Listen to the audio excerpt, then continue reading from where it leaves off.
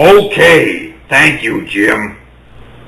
Some of you YouTubers have written me recently in regards to the questions surrounding the gruesome murder of Matilda von Strassenberg. Matilda von Strassenberg, some of you may recall, was one of the bevy of German beauties who had defected from the German cause to spy on her own country.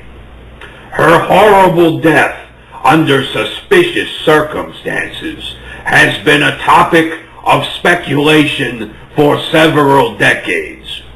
I have my own theories about her death, which come from my own first-hand experience during a brief interlude when Matilda von Strassenberg met with our own able company, 3rd Division.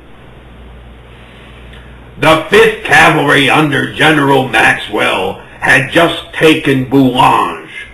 It was the early autumn of early 44. Able Company had just rendezvoused with Alpha, Tango, and Whiskey companies and was preparing for an all-out assault on the trenches at Verdun, which we were told was supposed to sting like driving a burning penis into a hornet's nest. Alpha and Tango companies formed a joint line around the perimeter. They assembled a camp made after Iroquois longhouses, while Whiskey and Able companies slept outdoors. I remember thinking about the high-value agent we were supposed to meet the next day as I walked along a quiet path under the stars one night.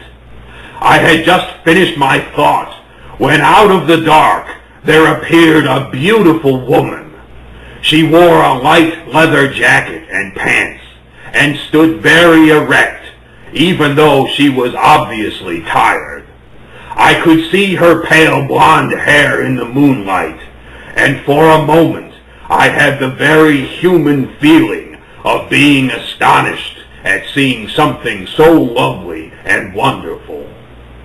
She spoke in a very articulate English.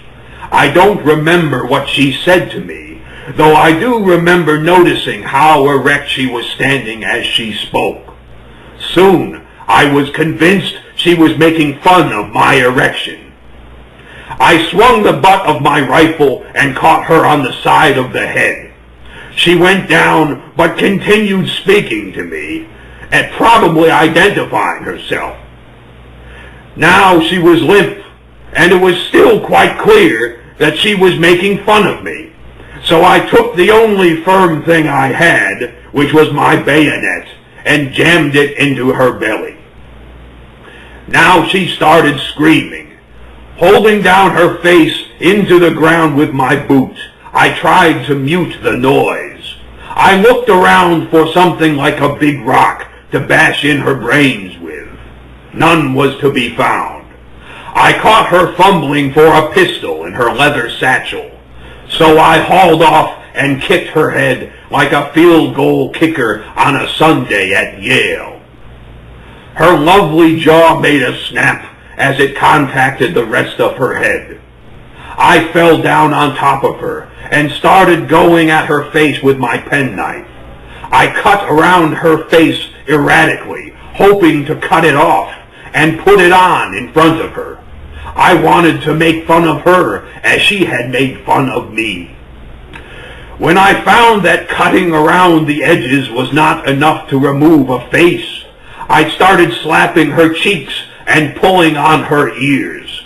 She cried and kicked and growled, but soon I had her leather satchel off and put it on her head and began punching the satchel as hard as I could. When my arms were tired and I had broken at least one little finger by a bad punch, I got up. She was motionless.